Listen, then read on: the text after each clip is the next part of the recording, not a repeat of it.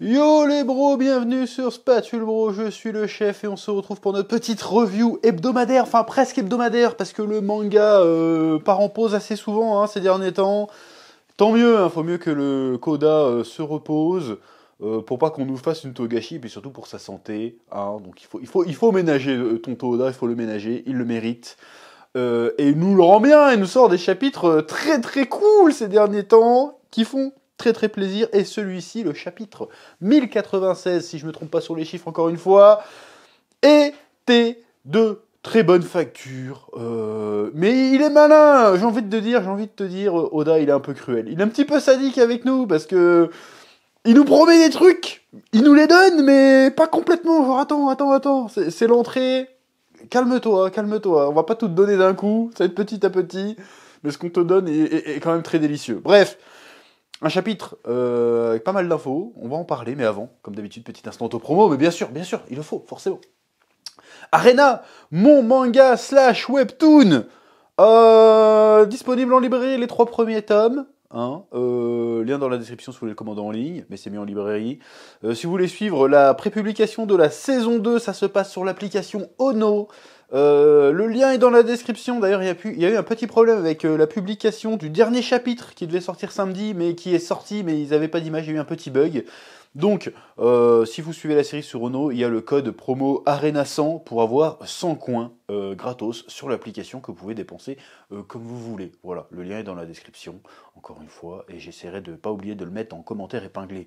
Voilà, place à la review. Oui. Alors, dans ce chapitre 1096, nous poursuivons le flashback sur l'enfance, l'origine story de Kuma.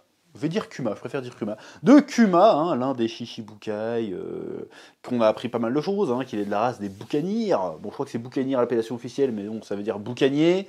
Référence à la piraterie du temps jadis, dans le monde réel de la réalité véritable. Et donc on a un peu plus, comment dirais-je, un aperçu du fameux incident de God Valley qui aura valu la réputation de Garp de devenir le héros de la marine. Alors on apprend que, à mon avis, ce serait bien passé de ce titre, parce qu'on se disait, mais attends, mais Garp c'est un fumier. S'il va défendre les dragons célestes alors qu'ils sont en train de faire une dinguerie, tu te dis, attends, c'est quoi cette histoire là? Parce qu'on était censé, même Roger, il y a un truc qui est bizarre.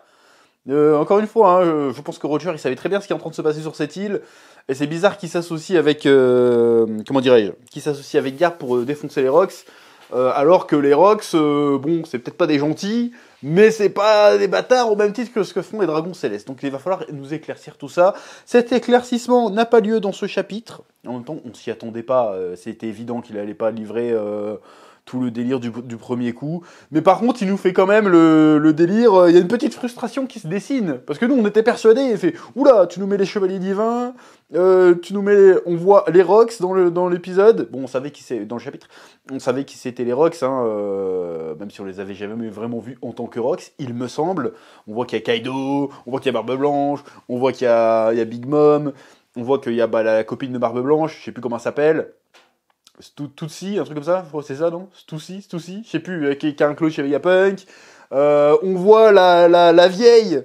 Parce qu'en ce moment, je suis dans Amazon Lily, là, dans ma relecture de One Piece. Enfin, je suis passé à Impel Down maintenant, mais j'étais dans Amazon Lily, tu vois la vieille qui est sur l'île d'Amazon Lily, du coup. J'ai oublié son nom, mais on s'en fout, c'est pas grave. Et on voit vite fait des personnages, il me semble. Je l'ai vu un peu sur les réseaux, donc je vais pas faire, je me suis souvenu, mais il y a des personnages qui étaient, il me semble, dans Thriller Bark. Enfin, clin d'œil volontaire, visiblement, donc les designs n'étaient pas aléatoires sur Thriller Bark. Il y avait vraiment quelque chose, il y avait une volonté quelque part. Donc oui, effectivement, là, niveau foreshadowing, bon, on sait pas si ça raconte quelque chose, mais en tout cas, en termes de world building, le gars avait prévu son coup. Parce qu'en vrai, je vois pas qu'est-ce que ça ajoute, en vrai, vraiment, concrètement, de voir qu'il y a un mec qui était à ce qui se passait à God Valley, qui se retrouve en zombie à Thriller Bark. En soi, ça rajoute rien à l'histoire, si ce n'est une plus grosse impression de continuité, mais ça raconte pas un truc en particulier. Tu vois ce que je veux dire ou pas? Voilà, c'est d'ailleurs pour ça que je m'étais fait insulter par les fans de One Piece à l'époque, qui disaient ouais, Oda, le roi du foreshadowing. J'ai fait oui, c'est du foreshadowing, mais le vrai foreshadowing. Pour moi, le foreshadowing de génie, c'est quand tu te rends compte du foreshadowing, ça change le sens de l'histoire. Quelque chose qui faisait très bien Hajime Isayama dans Shingeki no Kyojin. Voilà, il y avait du foreshadowing discret, où tu te rendais même pas compte que c'est du foreshadowing avant que le truc arrive, en fait. Et là, tu faisais, oh, mais l'histoire, c'est plus du tout la même histoire, en fait, quelle dinguerie. Bref, c'était pas le sujet de la review, mais je voulais faire un aparté là-dessus. Donc, ce qui se passe sur God Valley, ça va être une chasse à l'homme où ils vont sur une petite île isolée, ils envoient 200 dragons célestes, et ils font vas-y, on va piquer les ressources de l'île, et on va fumer tout le monde sur l'île, il va rester personne, et on va compter les points à la fin. Donc il se passe une dinguerie inhumaine, hein, pour le coup, c'est vraiment des sales enflures, les dragons célestes, mais un truc de fou. Et donc, au milieu de tout ça, il y a Kuma et Ivankov et la Ginny, je crois que c'est Ginny, qui mettent un plan au point, enfin qui avaient déjà mis un plan au point pour réussir à s'enfuir. Et là, c'est là qu'il y a plein de gens qui avaient vu juste sur les théories qu'il y avait sur qu'est-ce que c'était le... Ouais, je parle pas bien français. Ce qu'était le trésor, les trésors à gagner lors de cette chasse à l'homme. Et tout le monde m'avait dit, ouais, mais c'est sûrement les fruits du démon de Kaido et d'autres. Moi, j'ai fait, bah pourquoi pas, effectivement, c'était ça. Donc, en même temps, tu me dis... Je vais dire c'est logique, non c'est pas logique, mais c'est intéressant. Après peut-être qu'il avait déjà évoqué que Kaido avait reçu son fruit à ce moment-là, je me souviens plus exactement. Il y a trop de trucs dans One Piece, je me souviens plus exactement. Mais enfin bref. Donc, leur plan c'est de essayer de s'infiltrer, piquer les fruits du démon, et se servir surtout du fruit que Kuma a réussi à avoir pour se téléporter loin de cette île et récupérer leur liberté et vivre une vie libre loin de tout ce raffut. Alors nous, on s'attendait à qu'on ait un peu toutes les clés de ce qui s'est passé sur God Valley, enfin peut-être pas tout de suite dans cet épisode, mais on s'attendait à avoir un long run autour de God Valley. En tout cas, moi, je m'attendais à avoir un long flashback sur l'incident de God Valley, et au final, non. On nous a montré des petits trucs, donc ça veut dire que ce qui s'est passé à ce moment-là de l'histoire était super important et qu'il faut pas le dévoiler tout de suite, il faut vraiment le garder au bon moment. Donc Oda ménage sa monture et j'ai envie de dire tant mieux. Hein. Mais il y a quand même cette frustration de se dire oh, on va enfin voir la grosse bataille, on va voir Xebec, on va voir Roger et Garp se foutre sur la gueule contre les Rocks et tout. On se dit ouais il va y avoir dinguerie, il y a les chevaliers divins et tout, et en fait non, c'est juste teasé, genre non c'est bon ils arrivent. Ça explique juste pourquoi ils sont tous là. Et quand tu vois Kuma qui réussit à choper le fruit, tu le vois, il fait face à Saturne, et il sort un discours poignant en disant, c'est pour ça que moi quand Oda il me dit mais non je parle de rien, c'est juste de l'aventure, je lui dis arrête de nous prendre pour des cons Oda, tu nous prends pour des cons. Ça pourrait être le sujet d'une vidéo un jour peut-être. Et là Kuma il fait oui non je sais que t'es peut-être quelqu'un d'important, mais je trouve ça absurde, parce que si c'est être né esclave, c'est aussi absurde, enfin c'est pas ça qu'il dit exactement, mais il dit un truc dans le genre, c'est ça que ça veut dire, de naître important en fait. Genre, toi t'es né important, pourquoi qu'est-ce que t'as fait de plus que les autres? Et pourquoi moi je suis un esclave? Parce que je suis juste né esclave. C'est complètement absurde, donc je vais utiliser mon pouvoir pour être un libérateur, comme le fut le dieu Nika. Et là tu sens que Saturne il s'énerve, mais tu te dis, et là ça coupe en fait. Et tu te dis, bon, j'ai cru comprendre parce qu'on entend la voix de Roger, enfin on voit la bulle et il fait attention Rox. Et là tu fais te mêle pas de ça Roger. Donc à ce moment-là, il y a certainement le Xebec et Gold Roger qui sont pointés et qui ont fait quelque chose. Pourquoi Roger voulait l'empêcher, le Xebec, de buter Saturne, je sais pas trop. J'imagine que c'est ça qui s'est passé, on sait pas. Hein. Et là, boum, ellipse, on sait pas ce qui s'est passé en fait. Et c'est là qu'on a la frustration, on fait genre mais je veux la suite. Et en fait non, on l'aura plus tard. Et c'est très malin, c'est très malin de faire ça en termes de hype, de trucs comme ça, parce qu'en fait là, il te dit Oda avec ce chapitre, en fait non, God Valley c'était une étape dans l'histoire de Kuma, mais ce qui s'est passé est trop important pour que ce soit juste un détail. Donc non, on va évoquer vite fait God Valley. On va donner des indices, on va vous donner un petit peu de voir ce qui s'est passé, vous allez voir visuellement ce qu'il y a eu, vite fait. Mais le gros de l'événement, on le garde pour plus tard. Là, notre focus, c'est l'histoire et la vie de Kuma. C'est-à-dire que Kuma n'a pas forcément eu un énorme rôle dans cette histoire de God Valley, même si on apprend qu'il a sauvé plus de 500 personnes sur 100 000. Bon, c'est pas beaucoup, mais bon, au moins il a sauvé du monde, c'est déjà pas mal.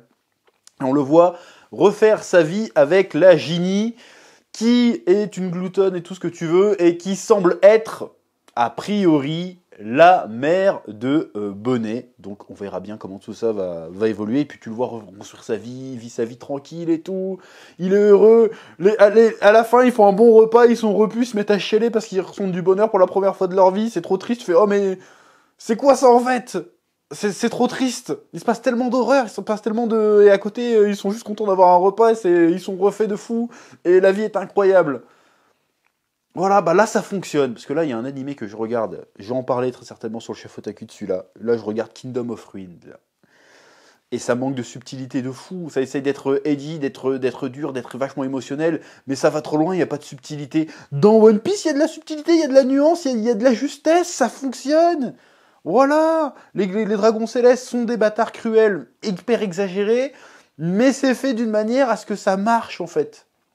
C'est pas juste regarder comme c'est choquant, non, c'est pas ça.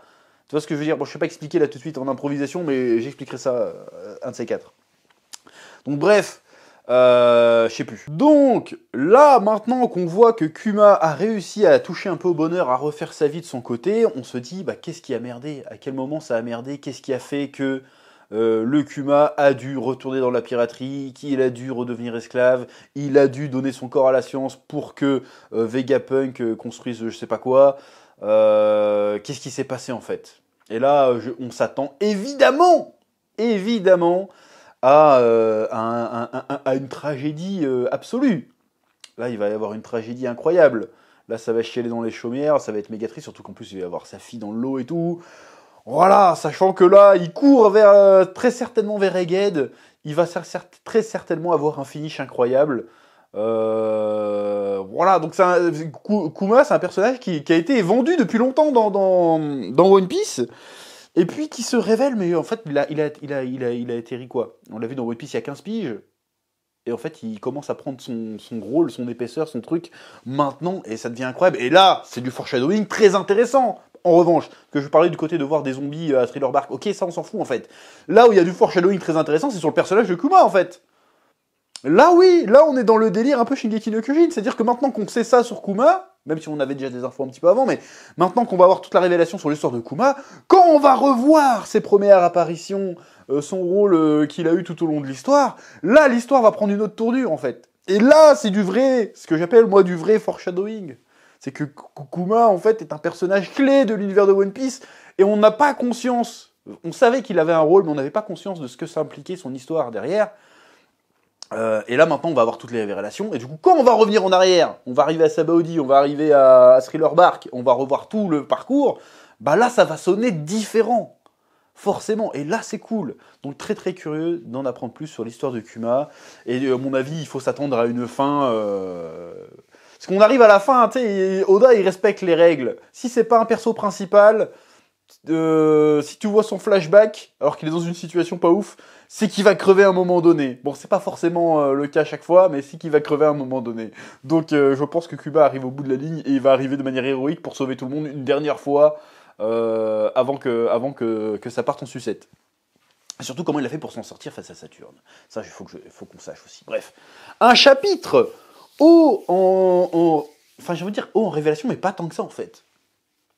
Pas tant que ça, mais intense, malgré tout. Et j'ai franchement envie de voir la suite. Et en plus, apparemment, il n'y a pas de hiatus la semaine prochaine. Donc vivement, ça devient franchement palpitant. Ça l'était déjà avant, mais là, tu sens qu'on touche au Graal, tu sens qu'on s'approche. Tu sens que, oh, il va se passer des dingueries incroyables. Je veux en savoir plus, et je veux aussi qu'on revienne vite fait sur ce qui se passe sur Egghead, parce que là, pareil, il nous a laissé avec une frustration incroyable. Là, il a laissé passer un truc, et il fait, non, flashback, reviens quand même. Bref, sachant qu'il y a encore plein d'autres trucs qui se passent autour. On ne sait pas ce qu'il est advenu de Garp exactement et tout. Barbe Noire, on ne sait pas trop non plus. Il se passe tout un tas de dingueries. Bref, encore une fois, un chapitre mémorable. J'ai très hâte d'en apprendre plus. Comme d'habitude, je vous laisse le soin de me dire ce que vous avez pensé de cette review en commentaire, de mettre un pouce bleu. Ça fait plaisir pour le référencement et tout ça. Et je vous dis à très vite sur Spatule Bro pour de nouvelles vidéos. Que la passion vous guide. Oui.